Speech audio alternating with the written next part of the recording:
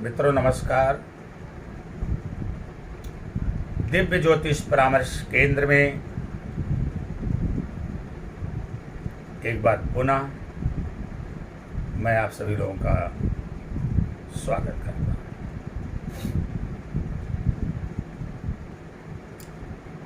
मित्रों, जैसा कि आप जानते हैं,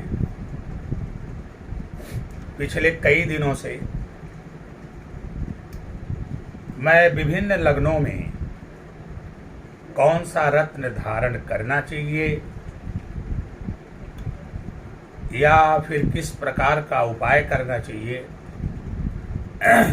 जिससे कि हम अपने जीवन को सुख समृद्धि सफलता के मार्ग पर अग्रसर कर सकें। हमारा मुख्य उद्देश्य आपको सही मार्गदर्शन देना है। इसके पहले कि हम अपनी चर्चा को आगे बढ़ाएं, हमारा एक छोटा सा निवेदन है आप सभी लोगों से कि आप सभी लोग हमारे चैनल, यूट्यूब चैनल को दिव्य ज्योतिष परामर्श केंद्र, इसको ज़्यादा से ज़्यादा सब्सक्राइब करें, अपने मित्रों से भी सब्सक्राइब करवाएं, बेल आइकॉन का बटन भी दबाएं ताकि हमारी बातें अधिक से अधिक लोगों तक पहुंच सकें और अधिक से अधिक लोग लाभान्वित हो सकें। तो जैसा कि हम आपसे कह रहे थे कि हम इस समय विभिन्न लग्नों में ग्रहों की शुभता, प्रसन्नता एवं उन्हें बल प्रदान करने के लिए कौन से रत्न धारण करने चाहिए या किस प्रकार के उपाय करने चाहिए, इस विषय पर हम अपनी चर्चा पर चर्चा कर रहे हैं। सबसे पहले हमने मेष लग्न के बारे में चर्चा किया। आशा करते हैं कि आपने हमारी उस वीडियो को जरूर देखा होगा। अगर नहीं देखे होंगे तो एक बार फिर से जा करके हमारे चैनल पर उस वीडियो को देख सकते हैं। उसके बाद हमने वृषभ लग्न वालों के बारे में चर्चा किया। आप लोगों ने सुना भी होगा। जिन लोगों ने नहीं सुना है वो लोग जा करके वहाँ पर हमारे चैनल पर उस वीडियो को सुन सकते हैं और लाभ प्राप्त कर सकते हैं। आज हम बात करेंगे मिथुन लग्न वालों के लिए कि मिथुन लग्न वालों को कौन सा रत्न धारण करना चाहिए या किस प्रकार का उपाय करना चाहिए जिससे कि वो अपने जीवन में चल रही आने वाली सभी समस्याओं, परेशानियों, बाधाओं, रोग, रेपो, ऋण इत्यादि से छुटकारा पा सकें, उनका जीवन सुख, समृद्धि, खुशहाली एवं सफलता के मार्ग पर अग्रसर हो सके। इसके पहले कि हम अपनी चर्चा को आगे बढ़ाएं, आइए थोड़ी सी बात कर लेते हैं मिथुन राशि और मिथुन राशि वाले व्यक्ति के स्वभाव के संदर्भ में। मैं आपको बता दूं कि मिथुन राशि वायु तत्व प्रधान राशि होती है, जिसके कारण मिथुन लग्न या मिथुन राशि के जो व्यक्ति होते हैं उनके स्वभाव में थोड़ी सी अस्थिरता पाई जाती है। चंचल स्वभाव के होते हैं, लेकिन साथ में जिद्दी भी बहुत होते हैं। एक बार जिस काम की जिद कर लेते हैं या जिस बात की जिद कर लेते हैं उसको हर संभव में पूरा करने का प्रयास करते हैं। अगर इनके लंबाई की बात की जाए तो थोड़ा सामान्य लंबाई के होते हैं, नयन नक्श अच्छे होते हैं और इनका जो दिमाग होता है वो काफ़ी व्यापारिक होता है। कुल मिला जुला के संक्षेप में कहा जाए तो मिथुन लग्न वाले व्यापार के लिए ही बने हुए होते हैं। तो ये तो बात रही मिथुन राशि और मिथुन लग्न वाले व्यक्ति के व्यक्तित्व की। हाँ, मिथुन लग्न वाले व्यक्तियों के व्यक्तित्व में एक विशेषता और होती है, यदि ये किसी पे प्रसन्न हो जाएं तो उसके लिए अपना सर्वस्व न्यौछावर करने के लिए तैयार रहते हैं। अगर किसी से रुष्ट हो जाएं तो उसका सब कुछ छीनने के लिए भी तैयार रहते हैं। इनके अंदर नाराज होने की प्रवृत्ति बहुत अधिक पाई जाती है, लेकिन बड़े आसानी से इनको मनाया भी जा सकता है। कुल मिला जुला के संक्षेप में इतना ही कहेंगे कि मिथुन लग्न के व्यक्ति अस्थिर स्वभाव के, चंचल स्वभाव के, लेकिन बोलने में माहिर, बड़े बुद्धिमान होते हैं।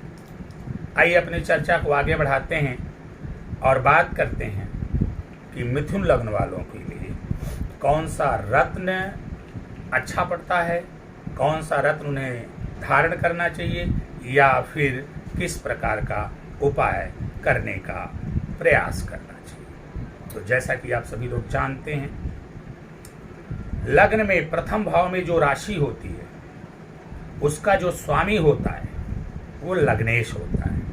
तो जो मिथुन लग्न की कुंडली होती है उसके प्रथम भाव में लग्न में मिथुन राशि होती है, इसलिए मिथुन राशि के जो स्वामी हैं अर्थात बुध देव, बुध ग्रह यहाँ पर लग्नेश हो जाते हैं। जैसा कि मैं बार बार एक बात को दोहराता हूँ आप सभी लोगों के बीच में कि कोई भी कुंडली तभी एक्टिवेट होगी, तभी सक्रिय होगी, तभी शुभ फल देगी, तभी यथोचित परिणाम देगी, तभी आशानुकूल परिणाम देगी, तभी जीवन को सफलता की तरफ लेकर अग्रसरित होगी जब लग्नेश बली होगा। क्योंकि किसी भी कुंडली में लग्नेश राजा की भूमिका में होता है। लग्नेश के इच्छा अनुसार ही सभी ग्रहों को कार्य करना पड़ता है। यदि लग्नेश बली हो तो, अगर कुंडली में लग्नेश बली हो तो बुरे ग्रहों को भी वो नियंत्रित कर लेता है और बुरे ग्रहों से भी अच्छा परिणाम लेने का प्रयास करता है, उन्हें बुरे फल कम देता है। इसलिए प्रत्येक लग्न के व्यक्तियों को चाहिए कि सबसे पहले वह अपने लग्नेश को बलि करने का प्रयास करें। तो मिथुन लग्न की बात कर रहे हैं हम, और मिथुन लग्न में हमने आपको बताया कि लग्नेश बुध होते हैं। इसके अलावा लग्नेश सुखेश भी होते हैं, क्योंकि चौथे घर में कन्या राशि होती है और कन्या राशि के स्वामी भी बुध देव होते हैं।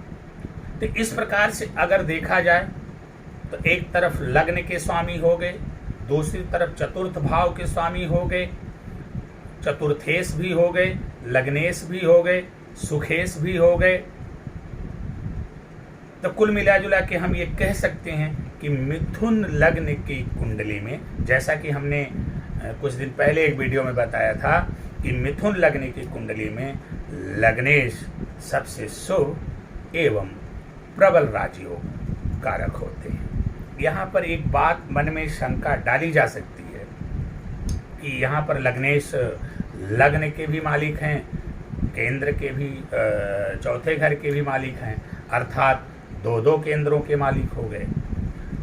तो कहीं ऐसा तो नहीं कि एक केंद्राधिपति दोष से पीड़ित हो गए। तो इस बात को मैं एक सिरे से खारिज करते हुए आपसे ये कहना चाहता हूँ कि लग्नेश को कभी केंद्राधिपति दोष नहीं लगता है। ऐसी स्थिति में लग्नेश बुध सुख भाव के भी स्वामी हैं, आपके लग्न के भी स्वामी हैं, आपके व्यक्तित्व के मालिक हैं, आपके पर्सनालिटी के मालिक हैं, आपके भूमि, भवन, वाहन, माता, सुख इत्यादि के स्वामी हैं। तो संक्षेप में आप समझ सकते हैं कि लग्नेश आपके लिए परम शुभ एवं प्रबल राजयोग कारक है। अब आपके लिए आवश्यक होता है कि किसी अच्छे ज्योतिषी से सलाह लेकर के, यदि लग्नेश बुध शुभ भाव में बैठे हुए हैं तो आप इनके रत्न पन्ना को आंख मूंद करके निसंकोच धारण कर लीजिए। आप जैसे ही पन्ना रत्न को धारण करेंगे, आपके जीवन में चमत्कारिक परिवर्तन आएगा, आपके व्यक्तित्व में निखार आ जाएगा, आपके घर में सुख समृद्धि में वृद्धि होगी, भूमि भवन वाहन में वृद्धि होगी, लग्जरियस सुविधाएं बढ़ेंगी आपके घर में, आपका व्यापार अच्छा चलने लगेगा, आपके माता के सुख में वृद्धि होगी। कुल मिला जुला के जीवन में आपको आशातीत सफलता प्राप्त होगी, आपकी वाणी प्रभावशाली हो जाएगी, आप जो कुछ भी कहेंगे लोगों के ऊपर आपकी बातों का असर पड़ेगा। तो यदि लग्नेश शुभ भाव में बैठे हुए हैं और बलाबल में कमजोर हैं, अस्त हैं, मृत हैं और आपने उनका रत्न पन्ना धारण नहीं किया है, तो आप अपने जीवन की बहुत बड़ी गलती और भूल कर रहे हैं, जिसके लिए आगे चल करके आपको पछताना पड़ेगा।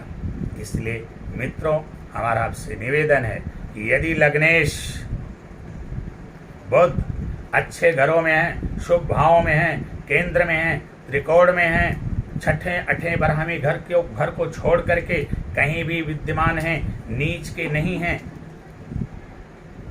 तो आप आंख मूंद करके इनके रत्न को पन्ना को अवश्य धारण कर लीजिए। परंतु यदि बुरे भावों में बैठे हुए हैं, नीच के हो गए हैं, तो आप इनका जप और दान करें। सबसे पहले आप भगवान गणेश की आराधना करें, गणेश जी को दुर्वा चढ़ाएं,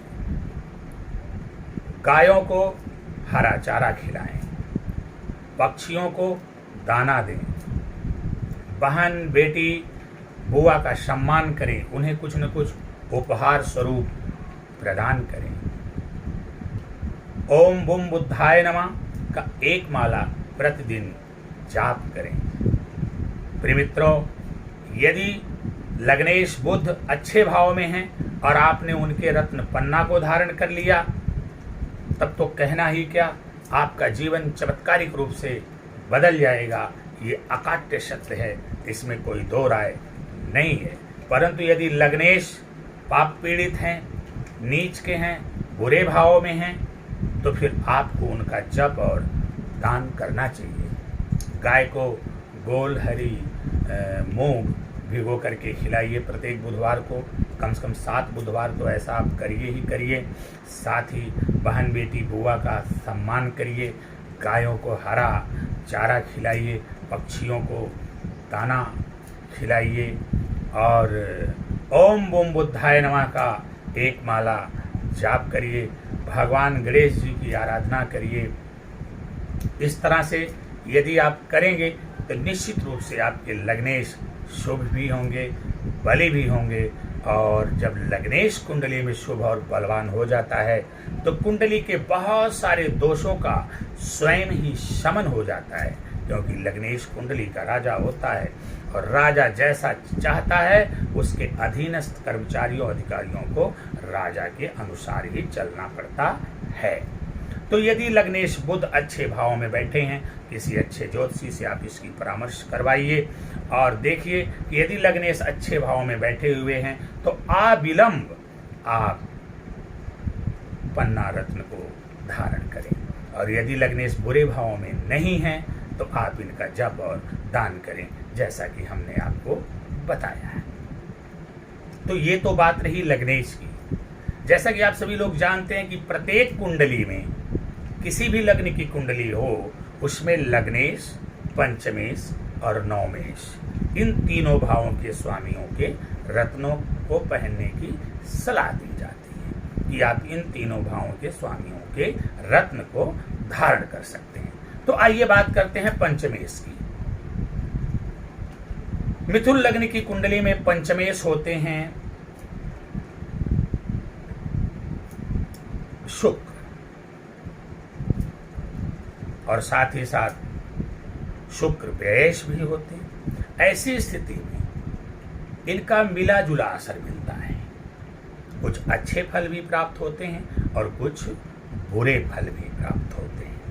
लेकिन एक बात यहाँ पर स्पष्ट करना परम आवश्यक है कि जो योग कारक ग्रह होते हैं वे केवल अच्छे फल देते हैं और अगर बुरे भाव में बैठे हुए हैं या बुरे भावों के स्वामी हैं तो उनके बुराई को खत्म करने में अपनी ऊर्जा का क्षय करते हैं। ऐसी स्थिति में इनका संपूर्ण फल हमें प्राप्त नहीं हो पाता है।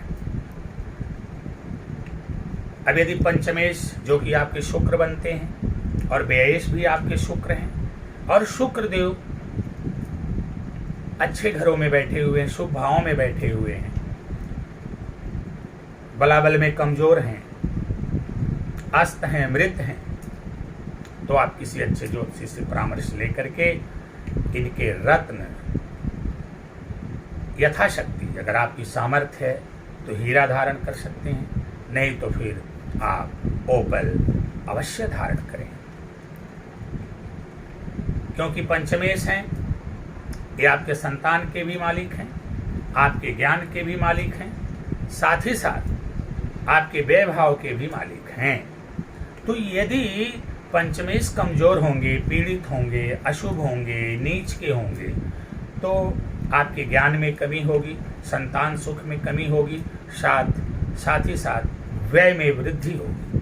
ऐसी स्थिति में यदि पंचमेश शुभ भावों में बैठे हुए हैं तो आप आंख मूंद करके इनके रत्न, हीरा या ओपल को धारण करें। यदि पंचमेश नीच के हैं, पाप पीड़ित हैं, बुरे भावों में बैठे हुए हैं, तो फिर इनका आप जप और दान करिए। इसके लिए आप माता लक्ष्मी की आराधना करिए। शुक्र के मंत्र ओम शुम शुक्राय नमः एक माला प्रतिदिन जाप करिए। अपने आप को स्वच्छ बना करके रखिए। इत्र आदि का प्रयोग करिए। स्त्रियों का सम्मान करिए। अपने चरित्र को उत्तम बना करके रखिए। सफ़ेद गाय की सेवा करिए। ब्राह्मण महिला को दान दीजिए। विधवाओं का सम्मान करिए। लक्ष्मी माता के दर्शन करिए, उनका पूजन करिए। यदि आप स्त्री हैं तो आप वैभव लक्ष्मी या फिर संतोषी माता का व्रत भी कर सकते हैं। तो इस प्रकार से यदि पंचमेश शुभ भावों में विराजमान है तो उनके रत्न, हीरा या ओपल को धारण करें, और यदि अशुभ भाव में विद्यमान हैं तो जैसा कि हमने अभी आपको बताया, उनके जप और दान करें, पूजा पाठ करें और उनको शुभ करने का प्रयास करें। मित्रों, यदि आप पंचमेश शुक्र को, जैसा कि शुक्र आप जानते हैं लग्जरी के कारक होते हैं, सुख सुविधाओं के कारक होते हैं, वाहन आदि के कारक होते हैं, ये पत्नी के भी कारक शुक्र होते हैं। यदि आप अपने जीवन में शुक्र को बलि करेंगे तो ये मान करके चलिए आपके जीवन में लग्जीरियस सुविधाएं बढ़ेंगी, सुख समृद्धि बढ़ेगी, वाहन इत्यादि बढ़ेगा, चेहरे पर चार्म आएगा, चमक आएगा, खूबसूरती बढ़ेगी, आप आकर्षक व्यक्तित्व के मालिक हो जाएंगे। तो और जीवन में चल रही आने वाली सभी जो समस्याएं, परेशानियां, बाधाएं, रोग, रिपु, ऋण या अनावश्यक व्यय है, वह सब आपका समाप्त हो जाएगा।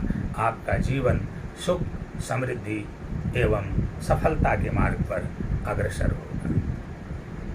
तो मित्रों, आशा करते हैं कि आप अपने पंचमेश को भी शुभ और बलवान करने का प्रयास करेंगे और अपने जीवन को सुख, समृद्धि, खुशहाली एवं सफलता के मार्ग पर अग्रसर करेंगे।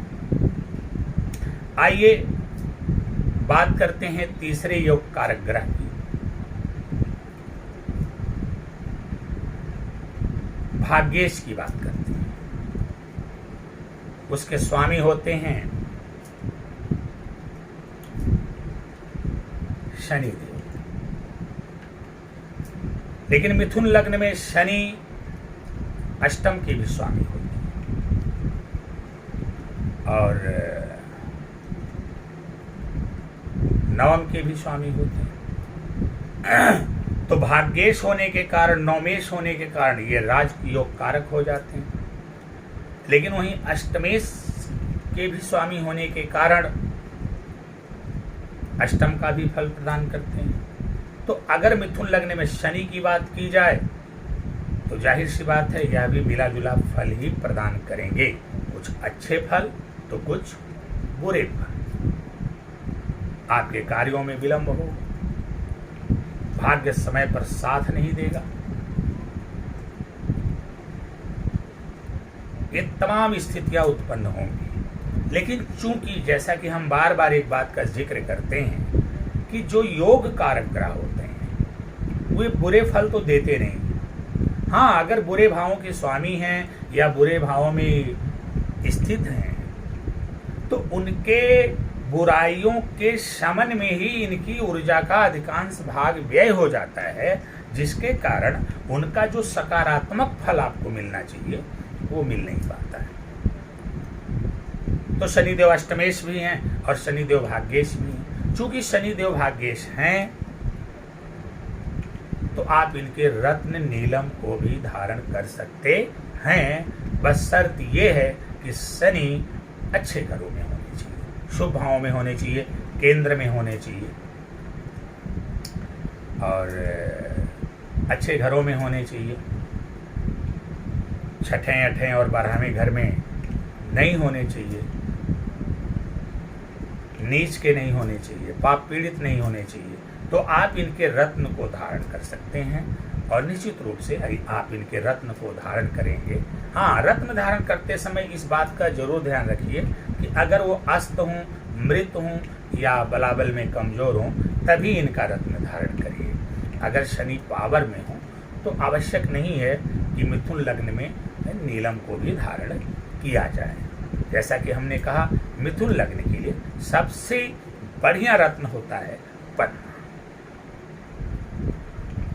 उसके बाद चूंकि पंचमेश भी योग कारक है, नवमेश भाग्येश भी योग कारक है, तो इनके रत्नों को आप धारण कर सकते हैं, लेकिन इसके लिए आपको उचित ज्योतिषीय परामर्श की आवश्यकता पड़ती है। यदि शनि बुरे भावों में हैं, नीच के हैं, पाप पीड़ित हैं, आप मिथुन लग्न के हैं और आपको शनि द्वारा जो है पीड़ा पहुंच रही है, तो शनि बुरे भावों में अवस्थित हैं, तो आप उनके रत्न नीलम को ना पहन करके आप उनका जप और दान करिए। शनि के लिए छाया दान होता है, छाया दान करिए।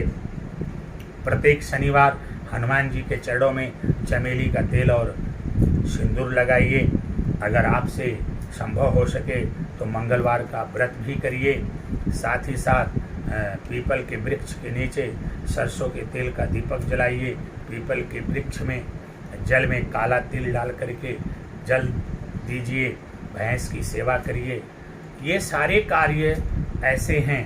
और साथ ही साथ मैं आपको बता दूं, आपके अधीनस्थ जो कर्मचारी हैं, जो सेवक हैं, नौकर हैं, चाकर हैं, इनके प्रति आप अच्छा बर्ताव करिए।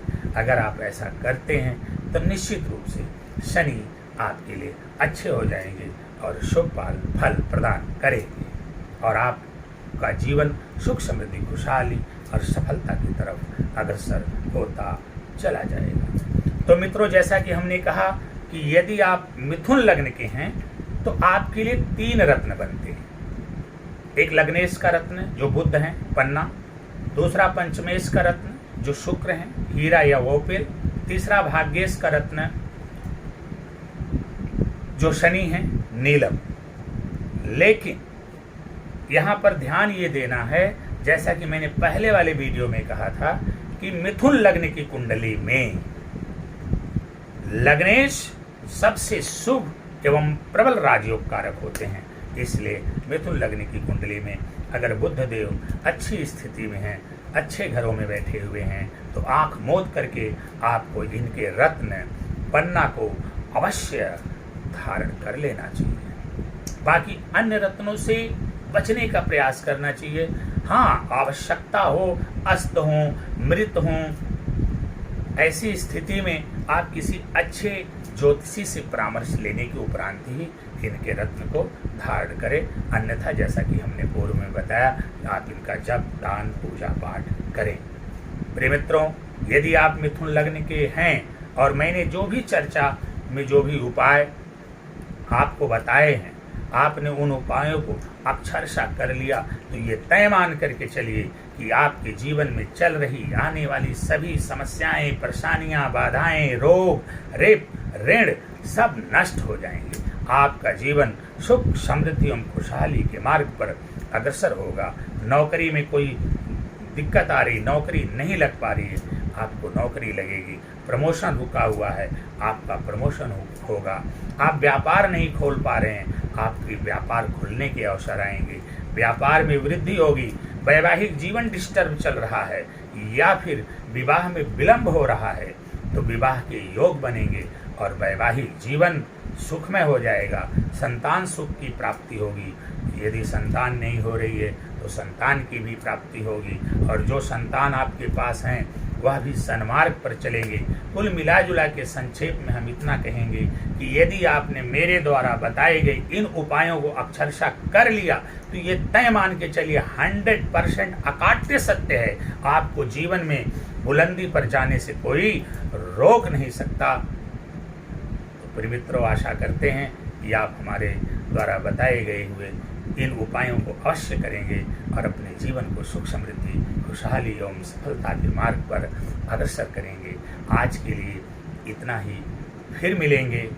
अगली चर्चा हम कर्क लग्न वालों के लिए करेंगे। तब तक के लिए आपसे विदा लेते हैं। नमस्कार।